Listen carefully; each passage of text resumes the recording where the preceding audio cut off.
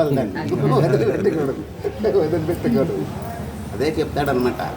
నేను వచ్చేసరికి ఈయన మాట నుంచి ఒక మాట విన్న, ప్రేమ అనే మాటను విన్నాను. నారదుల వారు కూడా అదే చెప్తారు. సా పరమ ప్రేమ రూప, తా తస్మిన్ పరమ ప్రేమ రూప అంటాడు. భక్తి అంటే ఏంటంటే సా తస్మిన్ పరమ ప్రేమ రూప అంటాడు. అంటే పరిపూర్ణమైనటువంటి ప్రేమ ఏదైతే ఉందో అదే భక్తి అంటాడు. ఎవరి మీద? తన ఆత్మ మీద అని అర్థం అంటాడు. తన ఆత్మ మీద పరిపూర్ణమైనటువంటి నమ్మకం ఎవరైతే ఉంటుందో వాళ్ళకి భక్తి అనేటటువంటిది అలవడుతుంది. ఆ భక్తి రావాలి అంటే కర్మ మార్గాన్ని అనుసరించాలి.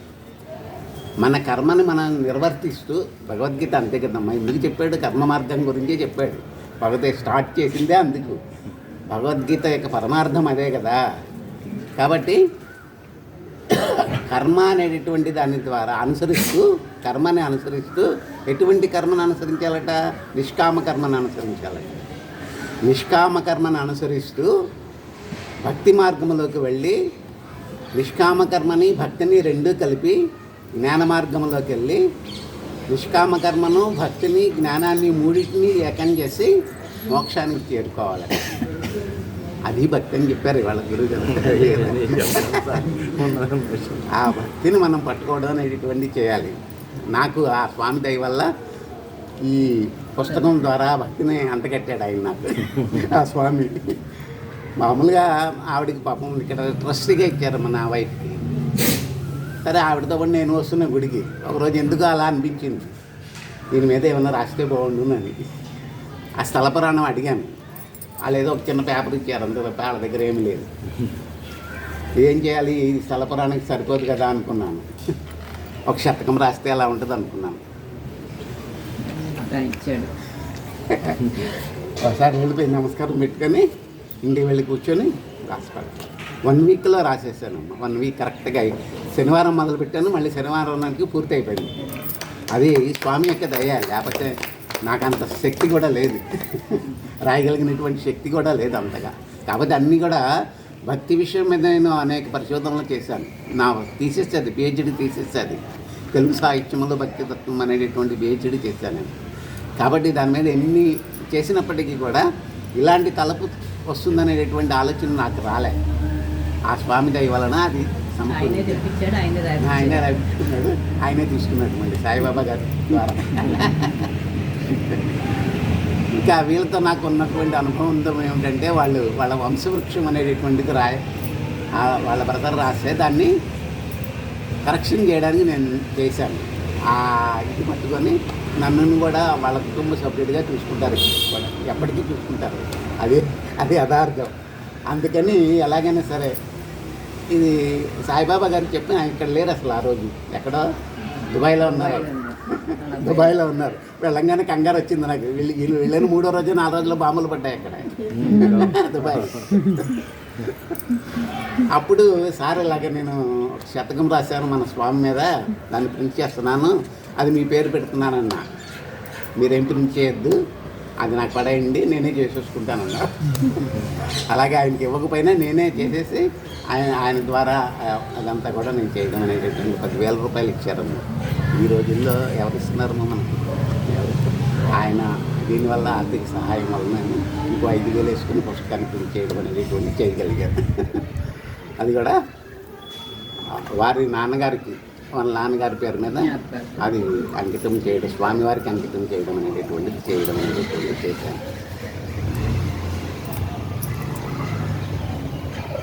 అందుకు సాయిబాబా గారికి, అమ్మకి, ఇద్దరికి కూడాను హృదయపూర్వక ధన్యవాదాలు తెలియజేసుకుంటున్నాను. ఇక ఈ పుస్తకంలోకి వెళుతున్నమ్మా, దీనిలో అర్థం కానటువంటి విషయం ఏమి లేదు. చాలా సులభ శైలిలో రాయాలనుకున్నాను. అందరికీ అర్థమయ్యేటటువంటి రీతిలో రాస్తే బాగుంటుంది అనుకున్నాను. ముందు మొదలుపెట్టినటువంటి స్టైల్ వేరే వచ్చింది నాకు. వేరొచ్చి అసలు నేను కూడా ఆ పదాలను నేను మళ్ళీ డిక్షనరీలో ఒకసారి చూసుకోవాల్సి వచ్చిన పరిస్థితి వచ్చింది. అమ్మో, ఇలా రాస్తే ఉపయోగం లేదంటే ఒకే రోజు జరిగింది. ఇలా రాస్తే ఉపయోగం లేదు, అందరికి అర్థమయ్యేటువంటి రీతిలో రావాలని చెప్పేసి మెల్లగా నా స్థాయి దిగిపోయి సామాన్యులకు కూడా అర్థమయ్యేటువంటి రీతిలో ప్రారంభించాను. అలా ప్రారంభించినటువంటిది మొట్టమొదటిగా స్వామిని యొక్క స్తుతి చేస్తూనే ప్రారంభించాను. చూడండి, దీనిలో మొట్టమొదటి పేజీ చూడండి, అన్నిటికంటే మొట్టమొదటి పేజీ సువర్ణోపాయనము అని వచ్చింది. ఇది రాసినటువంటి ఆయన వేదాంగాలు చదువుకున్నటువంటి వ్యక్తి. ప్రతి వేదములో పలానా శ్లోకం ఏంటంటే అప్పటికప్పుడు చెప్పగలిగినటువంటి సమర్థత కలిగినటువంటి మహాపండితుడు ఆయన. చిర్రావూరి శివరామకృష్ణ శర్మ గారని నిజమైనటువంటి హిందూ ధర్మం అంటే ఏంటి అనేటటువంటి దాన్ని ఆయన రాస్తున్నారు ఇప్పుడు బుక్స్గా. కొన్ని బుక్స్ ఇక్కడికి కూడా నాకు కూడా పంపించారు, ఒక 1000 పుస్తకాలు పంపించారు. ఆయన ద్వారా అందరికీ అందింది. మన శ్రీనివాస్ గారి ద్వారా, చందన శ్రీనివాస్ గారు. ఆ పుస్తకం మరి ఎంతవరకు చదివితే ఏమర్థం చెప్తున్నా నాకు ఎవరికి అర్థం కాలేదు. అర్థం చేసుకుని నా దగ్గరికి వచ్చేవాడు తప్పకుండా ఎవరికి అర్థమయ్యేది. ఎందుకంటే మనకి యథార్థమైనటువంటి చరిత్రని, మన యథార్థమైనటువంటి భారతీయ చరిత్రని, భారతీయ సంస్కృతిని ఎలాగైతే దాన్ని డైల్యూట్ చేసేసి బ్రిటిష్ వాళ్ళు నాశనం చేసేసారో దాని గురించి రాసుకొచ్చారు. దాని వెనుకున్నటువంటి యథార్థ చరిత్ర ఏమిటి అనేటటువంటిది రాశారు ఆయన. మరి అది ఎవరికి అర్థమై ఉండదు అనుకుంటున్నాను నేను. లేకపోతే ఇప్పుడు ఖచ్చితంగా నా దగ్గరకు వచ్చి అడిగేవారు. పుస్తకం నాకేమన్నా చాలాసార్లు ఇచ్చాను, 3 సార్లు 5 సార్లు నాకేమన్నా నేను చదువుతాను. చిర్రావూరి శివరామకృష్ణ శర్మ గారు మీకు ఇచ్చాను. ఆయన పేరేంటి, కోటేశ్వరరావు, ఆయనకి ఇచ్చాను. పంచుకుంటామండి ఏమైనా పుస్తకాలు ఇవ్వండి అని వస్తే ఆయనకి కూడా ఇచ్చాను. ఆయన దగ్గర 1000 పుస్తకాలు పంపించాను. ఆ 1000 గుడి వాళ్ళనే డిస్ట్రిబ్యూట్ అయ్యింది. మరి ఎవరు దాని గురించి పట్టించుకున్న వాళ్ళు నాకు కాపీ ఇవ్వండి, నేను 2 రోజునే వస్తాను మీ దగ్గరికి. సనాతన ధర్మం మీద రాసింది. నాకు కూడా పేరు గుర్తు రావడం లేదు. అది ఇక్కడ సువర్ణోపాయనము అంటే అర్థం ఏంటంటే, పాయనము అంటే కానుక అని అర్థము. పాయనము అంటే కానుక అని అర్థం. అంటే బంగారు కానుక అని చెప్తున్నారు. దేనికంటే స్వామివారికి సమర్పించినటువంటి అష్టదళ పద్మ పూజకి సమర్పించేటటువంటి పద్మాలు ఏముంటాయో అలాగే ఈ 111 పద్యాలు కూడా అష్టదళ పద్మ పూజలకి సంబంధించినటువంటి బంగారు కానుకలుగా ఆయన అభివర్ణించి చెప్పారు. అంతటి మహాపండితుడికి నేను పుస్తకం పంపించాను. నేను రానా అన్నాను, మీరు అంత దూరం శ్రమపడ్డం ఎందుకు, నాకు పంపించేయండి, నేను మరుసటి రోజే నేను నీకు ఇచ్చేస్తానని అన్నారు. అలాగే పంపించాను. పంపించిన మరుసటి రోజు అయినా చక్కగా నాకు వాట్సాప్లో మెసేజ్ పెట్టేశారు. ఈ మ్యాటర్ అంతా కూడా అంతటి మహాపండితుడి చేత దీన్ని ఆశీర్వచనం తీసుకున్నట్టు పుస్తకం అన్నమాట. ఇది ఆయన ఏ రాశారు మీరు చదువుకున్న తర్వాత చక్కగా బాగుంది, చక్కగా అందరికీ అర్థమయ్యేటువంటి రీతిలోనే ఉంది. అలాగే రెండో ఆయన భక్తి సుగంధాన్ని పంచిన శతకం అని చెప్పేసి అని అన్నారు. ఆయన మొన్న ఇక్కడికే వచ్చారు, కుమ్మా సాంసరావు గారిని, నాకు సీనియర్ అయిన, నాతో పాటు చదువుకున్నటువంటి అతను, మంచి పండితుడు, చాలా చక్కగాని దాదాపు 1000 సభలలో పాల్గొన్నటువంటి, 1000 సభలకు అధ్యక్షత వహించినటువంటి వ్యక్తి ఆయన. 1000 సభలకు అధ్యక్షత వహించినటువంటి వ్యక్తి, మహాపండితుడు ఆయన రాసినటువంటిది రెండవది. ఇక మూడవది నేను రాసుకున్నది, విన్నవించుకున్నటువంటిది అన్నమాట. భక్తి నివేదన అని పెట్టాను కదా, ఆ భక్తి నివేదన అనేటువంటిది నేను చేసుకున్నటువంటి విషయం. ఎందుకంటే వెంకటేశ్వర స్వామి అందరి దగ్గర డబ్బులు వసూలు చేస్తాడు, కానీ ఆయన నన్నెందుకు నాకే తిరిగిస్తున్నాడు. ఆయన నాకే తిరిగి ఇచ్చాడు, చాలా ఇచ్చాడు, 1, 2 కాదు. పిహెచ్డి చేయడానికి నేను తిరుపతికి వెళ్ళాను. ఆయన ఇచ్చినటువంటి కరుణతోనే అంత దూరం వెళ్ళగలిగాను నేను. లేకపోతే ఇక్కడ కూడా చాలా ఇబ్బంది అయింది నాకు సీట్ రావడానికి ఇబ్బంది. మహామహా పండితుల దగ్గర కూడా నాకు పిహెచ్డి సీట్ ఇవ్వన పోవన్నారు. నువ్వేంటి నీకు పిహెచ్డి ఏంట్రా పోరా అన్నారు. అలా అయినా సాధించాలనుకున్నాను. వెంకటేశ్వర యూనివర్సిటీ వాళ్ళు రిటర్న్ టెస్ట్ పెట్టారు. నేను ఇక్కడ జాబ్లోకి వచ్చిన తర్వాత ఒక 10 years సర్వీస్ అయిన తర్వాత రిటర్న్ టెస్ట్ రాశాను, క్వాలిఫై అయ్యాను. వాళ్ళే పిలిచారు, వెళ్ళాను. ఎవరు పిలిచారు? స్వామి పిలిచారు అనుకున్నా. అంతే కదా, ఎన్ని రకాల వంటలు వండినా దానిలో ఉప్పు వేయాలన్నారు కదా, ఆ ఉప్పు అనే స్వామి ఉండడం వల్ల నేను అక్కడ వరకు వెళ్ళగలిగాను. ఆ వెంకటేశ్వర స్వామి ఉండడం వల్లనే అక్కడ వరకు వెళ్ళగలిగాను. అక్కడికి వెళ్ళిన తర్వాత ఎవరయ్యా నాకు గైడ్ అంటే చలపతే, ఆయన పేరు కూడా చలపతే. అన్ని రాశాను మీరు. దానికి గైడ్ కూడా చలపతి గారే వచ్చారు. ఆయన పేరు నాకు గైడ్ చేసినటువంటి ఆయన ఒక చండశాసనుడు. నిజంగా ఒక మాట చెప్పాలంటే ఉదయం 7 గంటలకు యూనివర్సిటీకి వెళ్ళేవాడు, రా అనేవాడు. నేను కూడా పరిగెట్టేవాడు 7 గంటలు, మళ్ళీ సాయంత్రం 7 గంటలకు వెళ్ళేవాడు. ఆయన భోజనం చేసి ఇచ్చేవాడు 7 గంటలకి, ఉదయం 7 గంటలకు భోజనం చేసి ఇచ్చేవాడు. మళ్ళీ సాయంత్రం వరకు ఏం తినేవాడుగా, మళ్ళీ సాయంత్రం ఇంటికి వెళ్ళి తినేవాడు. నన్ను కూడా అలా చంపేసేవాడు. అలా చంపబట్టి నాకు జ్ఞానం అబ్బింది. ఆయన అలా అంత స్ట్రిక్ట్గా ఉండబట్టి నాకు కొంచెం జ్ఞానం అబ్బింది. 4 పుస్తకాలు రాయగలిగాను. అదే ఆ చలపతి గారు రావడం అని కూడా నా అదృష్టం. ఆయన పంపించినటువంటి అదృష్టం, అది స్వామివారు ఇచ్చినటువంటి కానుక అది కూడా. అలాగే అప్పుడు చేసినటువంటి ఆ పిహెచ్డి సిద్ధాంత గ్రంథాన్ని కూడా టీటీడీ వాళ్ళే ప్రింట్ చేశారు. దాదాపు 1,00,000 కాపీలు వేశారండి. మొత్తం వరల్డ్ వైడ్గా వెళ్ళింది. ఎక్కడైతే వెంకటేశ్వర స్వామి టెంపుల్ ఉందో అక్కడల్లా ఈ పుస్తకం ఉంది. తిరుపతిలో, మద్రాసులో అమరావతి, అమెరికాలో ఉన్నది, అలాగే ఆస్ట్రేలియాలో ఉన్నది. ఎక్కడ వెంకటేశ్వర స్వామి దేవాలయం ఉందో అక్కడికల్లా ఈ పుస్తకం వెళ్ళిపోయింది. వాళ్ళు ప్రింట్ చేసిన దానికి నాకు 25,000 అప్పుడే ఇచ్చారు. మరి 2004లో 25,000, ఇప్పుడు 2,60,000 హైదరాబాద్ ఇచ్చిన.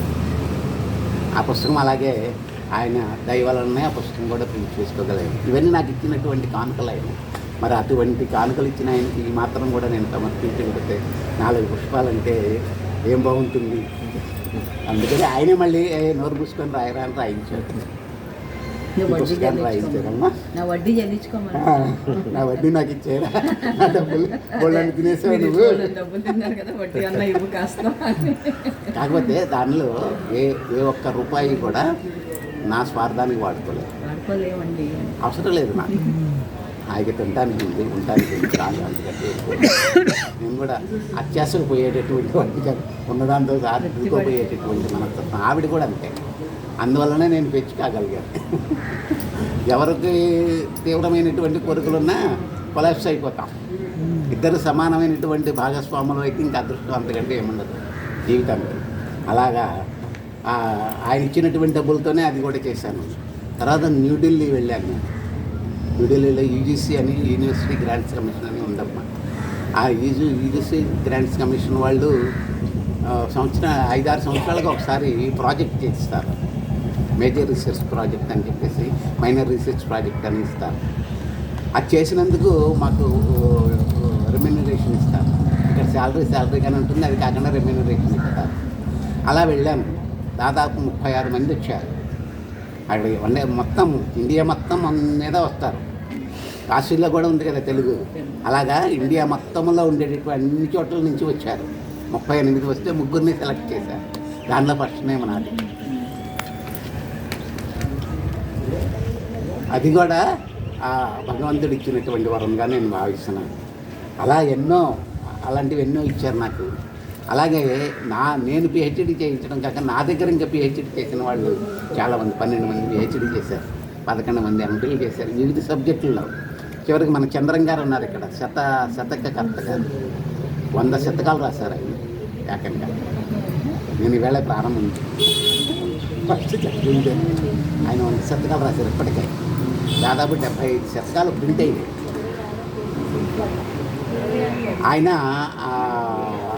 ఆయనకు పిహెచ్డీ లేదు పాపం. ఆయన టెలిఫోన్స్లో చేసేవారు.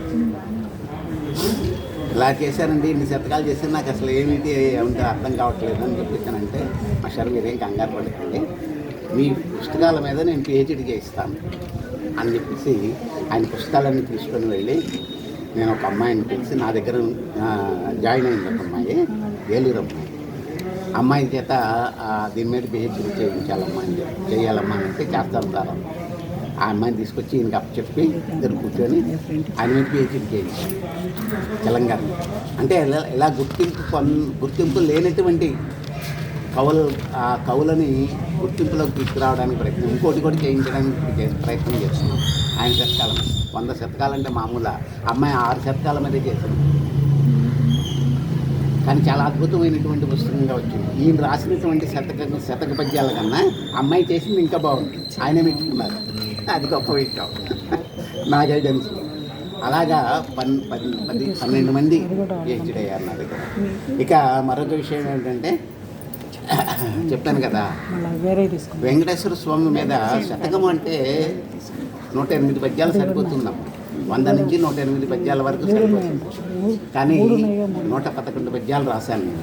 ఎందుకనంటే ఆయన నామాలు 3 ఉంటాయి కాబట్టి ఆ 3 నామాలని దృష్టిలో పెట్టుకొని 111 పద్యాలు అయితే బాగుంటుందని 111 పద్యాలు రాయడం అనేటువంటిది చేశాను. మా గురువు గారు అదే ఫస్ట్లో ఉన్నారు కదా, ఆయన శర్రావూరి శివరామకృష్ణ స్వామి గారు చాలా అద్భుతంగా రాశారండి. ఇదే ఫస్ట్ టైం కాబట్టి మీరు ఇంకా కనీసం నాకు సంవత్సరానికి ఒక శతకం పంపించండి అన్నాడు ఆయన. సరే అలాగే ప్రయత్నం చేస్తానని చెప్పేసాను అన్నారు. అలాగే ఆయన చేత కూడా మెప్పు పొందిందంటే ఈ శతకము ఆ స్వామి యొక్క దైవాలనే నేను రాయగలిగానని చెప్పేసుకుంటున్నాను. చూడండి, మొట్టమొదటి పద్యం అదే నేను చేసింది. బుద్ధి తోచినంత బుధులచే విన్నంత వెంకటేశు చరిత విశదపరుదు విన్న వారికెల్ల విఘ్నాలు తొలగును వెంకటేశ్వరుండు విశ్వత్రాత. త్రాత అంటే రక్షించేవాడు అని అర్థం. మనం విష్ణు సహస్రనామాలు చదివేటప్పుడు త్రాతాభావ జనార్దన అంటాం కదమ్మా, అక్కడి నుంచి ఆ త్రాతను తీసుకున్నాను నేను. అంటే ఇవన్నీ చదువుకోవడం వలన కొత్త కొత్త పదాలు మనకు దొరుకుతాయి. ఈ పదం ఎవరు వినుండరు అక్కడ తప్ప. విష్ణు సహస్రనామంలో ఉన్నటువంటి పదమే అది. అంటే అది కూడా నేను చదువుకోవడం వలన, అలాగే లలిత సహస్రనామం చదువుకోవడం వలన, అలాగే వెంకటేశ్వరుని మీద రాసినటువంటి అన్నమాచార్య కీర్తనలు చదవడం వలన దీనిలో కొత్త కొత్త పదాలు, అద్భుతమైనటువంటి తేలిక పదాలు అనేటువంటివి వచ్చి పడ్డాయి. అలా ఇందాక చెప్పారు కదా సారు, భక్తిని చిలకాలట, కవ్వంతో చిలకాలట. ఆ కవ్వంతో చిలికితేనే వెన్న అనేటటువంటిది వస్తుంది. ఆ వెన్నను కాస్తేనే నెయ్యి వస్తుంది. ఆ వెన్న అనేటటువంటిది భగవంతుని యొక్క స్వరూపం. అంటే మోక్ష సిద్ధిని పొంది ఆ మోక్ష గాములయ్యి అక్కడికి వెళ్ళిపోయి వైకుంఠంలో ఉండి అక్కడ కూడా మళ్ళీ పూజ మొదలు పెట్టుకుని అది నెయ్యి అవుతుందట. ఇక్కడ వరకు మనం లౌకికమైనటువంటి స్థితిలో వెన్న వరకు వచ్చినటువంటి సమయమున మనం మోక్షానికి వెళ్ళినట్లు. మోక్ష సిద్ధి పొందిన తర్వాత భగవంతుని దగ్గర కూర్చొని ఆయన యొక్క స్మరణ చేస్తూ ఉంటే అది నెయ్యి అవుతుందట. అంటే మనిషిలో పవిత్రమైనటువంటిది మనస్సు. ఆ పవిత్రమైనటువంటి మనస్సుని మనం ఇంకా పవిత్రంగా తీర్చిదిద్దుకోవడానికి ప్రయత్నం చేయాలి. ఎప్పుడైతే అలా ప్రయత్నం చేయగలుగుతామో పరమాత్ముని యొక్క అనుగ్రహం మనకు కలుగుతుంది. అది చెప్పాను అనమాట. అలాగే శతకమొకటి రాయ శక్తినిచ్చినవాడు వెంకటేశ్వరుండు వేరులేరు ఏల విడుతువాని ఏలిక నాకవును వెంకటేశ్వరుండు విశ్వత్రాత. ఆ శతకము రాయగలిగినటువంటి శక్తిని ఆ పరమాత్ముడే నాకు, పరాత్పరుడే నాకు అందించాడు. అదే చెప్తున్నాను నేను ఈ పద్యం. శతకమొకటి రాయ శక్తినిచ్చినవాడు వెంకటేశ్వరుండే వేరులేరు ఎలా విడుతువాను వాని ఏలిక నాకవును. నా ఏలిక అంటే ప్రభు అని అర్థం. ఎవరికైనా అంతే. ప్రభు ఎవరంటే భగవంతుడే కదా. కాబట్టి ఆ భగవంతుని యొక్క కృప వలన నేను ఈ శతకం రాయగలిగాను అని చెప్పేసి చెప్తాను. అలాగే తెలుగువారికి ఇష్టమైనటువంటి పద్యం ఏంటంటే ఆల్కవెల్లి. వేమన గారు శ్రీదాభిరామ నిర్వమేమ అనే మొత్తంతో రాశారు. 8 పద్యాలు రాస్తాను. ఆయన రాసిన 108. కానీ పండితులు ఒక్కొక్క పద్యాన్ని ఆయన పద్యంగా రాసేశారు. కొన్ని వేల పద్యాలు అయిపోయినాయి ఇప్పుడు.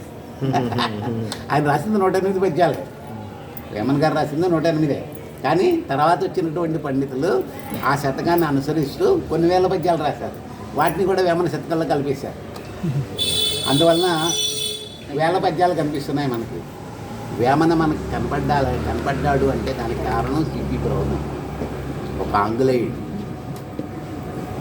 ఆంగ్లేయుడు సిపి బ్రౌన్ వేమన శతకాన్ని ఎక్కడో దొరికితే తీసుకుని తెప్పించి పండితుల దగ్గర నుంచి తెప్పించి దానిని 26వ పేజీ ప్రింట్ పడలేదు 3. ఆ శతకాన్ని ఆయన ఇంగ్లీష్లోకి ట్రాన్స్లేషన్ చేశాడు. వేమన శతకాన్ని ఇంగ్లీష్లోకి ట్రాన్స్లేషన్ చేసి ఆ వేమన శతకాన్ని బయటికి తీసుకొచ్చి మళ్ళీ మనకు అందించాడు. అది గొప్ప విషయం అన్నింటిలో. ఆయన లేకపోతే మనకు వచ్చేది. ఆయన లేకపోతే మనకు వచ్చే కాదు. ఆయన లేకపోతే కొన్ని వేల గ్రంథాలు మనకు దొరికే కాదు. కొన్ని వేల గ్రంథాలు ఇక్కడికి వచ్చి ఇక్కడ తెలుగు నేర్చుకొని ఆ తెలుగులో నిష్ణాతుడయ్యి నిఘంటువు రాశాడండి, తెలుగు నిఘంటువు. డిక్షనరీ. సిపి బ్రౌన్య నిఘంటువు అని అంటాం. అది ఎంత గొప్ప విషయం చూడండి. మన ఎవరి వల్ల కాదని అంత సంప్రదాయ భావన కలిగినటువంటి వాడు. బ్రిటిష్ వాళ్ళు మనల్ని ఎంత దోచుకున్నా దానికి రెట్టింపు ఫలితాల్లో మనకు అందించి వెళ్ళారు. రెట్టింపు ఫలితాల్లో మనకి ఇదే ఒకటి.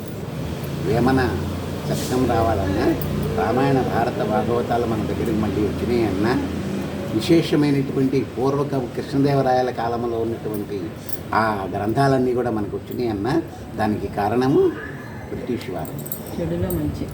ఇన్ని వేల బ్రిడ్జీలు వచ్చినాయి అంటే అది బ్రిటిష్ వాళ్ళ ప్రాబ్లం.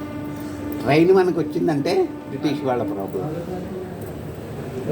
నూజివీడి నుంచి ట్రైన్ వేస్తానంటే మా ఊరికొద్దు, మా పశువులు భయపడతాయి, దూరంగా వేయండి అని చెప్పి జంక్షన్ దగ్గర వేయించాడు ఆయన రాజావారు.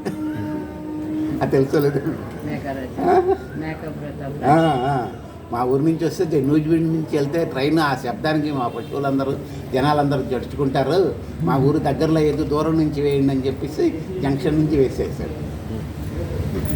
అలాంటి భయస్తులు అనమాట మన వాళ్ళు. వాళ్ళు చేసినటువంటిది రైల్వే బ్రిడ్జిలో వేయడం ఇవన్నీ కూడా. అలాగే దీనిలో కొన్ని 1-2 పద్యాలు మీకు చెప్తాను దీని గురించినటువంటిది. ముత్తంగి సేవ అని చెప్పేసి అది తమిళనాడులోనే జరుగుతుందమ్మా. ముత్తంగి సేవ అనేది తమిళనాడులోనే జరుగుతుంది, ఇంకెక్కడ జరగదు. ఎక్కడ చేయదు, మన ఆంధ్రప్రదేశ్లో ఎక్కడా లేదు. కానీ మన వెంకటేశ్వర స్వామికి చేస్తారు, ఇంకెవరికి చేయదు. అమ్మవారికి వెంకటేశ్వర స్వామికి చేస్తారు. అసలు ముత్యంగి సేవ అంటారు దాన్ని. ముత్యములతో చేసినటువంటి వస్త్రాన్ని ధరింపజేస్తారు స్వామికి. అందుకని దానిని ముత్యంగి సేవ. అంగము, అంగి అంటే వస్త్రము అని అర్థం, అంగము అంటే శరీర భాగం అని అర్థం, అంగి అంటే వస్త్రం అని అర్థం. ఆ ముత్యాలతో కూడినటువంటి వస్త్రాన్ని తయారు చేశారు ఇక్కడ. ఆయన రాజశేఖర్, డాక్టర్ రాజశేఖర్ అనేటటువంటి ఆయన అక్కడెక్కడ రోడ్లో ఉంటుంది, హాస్పిటల్ కొత్త కట్టారు ఆయన. రాణా గారండి. అమ్మ రాణా రోడ్డు చివరి హాస్పిటల్. రాణా హాస్పిటల్. అవునవును. ఆయన 3.5 లక్షలు ఇచ్చారమ్మా ఆ ముత్యాలతో వస్త్రాన్ని తయారు చేయించడానికి. ఆ వస్త్రాన్ని తయారు చేసి ఇక్కడ తొడిగి అద్భుతంగా ఫంక్షన్ చేశారు. ఇక్కడ చాలా బాగా చేశారు అప్పుడు ఆ రోజు. అది ఇక్కడే జరుగుతుంది, ఇంకెక్కడ జరుగుతుంది, తమిళనాడులో జరుగుతుంది. ముత్యంగి సేవ అంటే అక్కడ ప్రతిరోజు అక్కడ జరుగుతుంది ముత్యంగి సేవ. ఇక్కడ ఎప్పుడో ఒకసారి జరుగుతుంది. ఆ ముత్యంగి సేవకి సంబంధించినటువంటి ఆ సేవ వలన ఏం జరుగుతుందంటే, ముత్యం అంటే ఎలా ఉంటుంది, అసలు ఆ ముత్యాలు ఎక్కడి నుంచి వచ్చినా తెలుస్తున్నాను. సముద్రం స్వాతిముత్యం. ఇప్పుడు నౌకలు రాకుండా ఇరాన్ ఆపేసింది ఎక్కడ? హర్మూజ్ జలసంధి. హర్మూజ్ జలసంధి. అదే హుర్మూద్ ముత్యములు అని అంటారు. అక్కడ అద్భుతమైనటువంటి ముత్యాలు దొరుకుతాయట ఆ జలసంధిలోనే. ఇప్పుడు నౌకలు రాకుండా ఆపేసింది కదా, ఆ జలసంధి దగ్గరే అద్భుతమైనటువంటి ముత్యాలు దొరుకుతాయట. అక్కడి నుంచి తీసుకొస్తారు ముత్యములు. తీసుకొచ్చిన వెంకటేశ్వర, తిరుపతిలో ఉన్నటువంటి వెంకటేశ్వర స్వామి యొక్క